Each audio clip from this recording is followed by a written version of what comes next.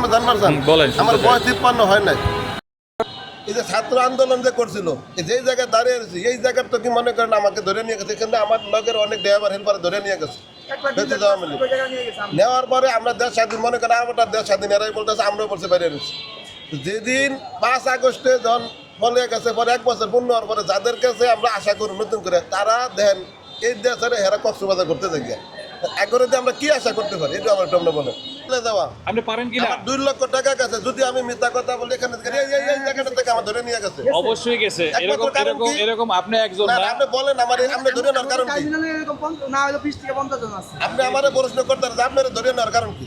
অথচ সে আমরা দল করি না। আমারে ধরে নিয়ে গেছে একমাত্র এই দেশে যখন অরাজকতা দুর্নীতি অন্যরকম হয়ে গেছে, পানি খাওয়াচ্ছি আমাদের জন্য। তখন আমাদের হিসাব ছিল যে ছাত্র আন্দোলন করতেছে, আমাদের কাছে আসলে ভালো লাগছিল। তখন আমরা এই পোলাপানগুলো ছোট ছোট পোলাপানগুলো কষ্ট রোজ 18 তারিখে জুলাইয়ের 18 তারিখ বৃহস্পতিবারের দিন, জুলাইয়ের 18 তারিখ বৃহস্পতিবার পরে আমরা কিছু পোলাপান ওদেরকে পানি টানি খাওয়াইছি। এই আমার অপরাধ।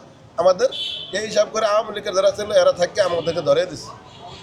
তাহলে ওই জায়গার লেগে করলাম, হেরা যাইয়া দেন আশমূর্তি করতে আছে, আর আমরা জেনকে ঢেনি করে দিচ্ছি। ওদেরকে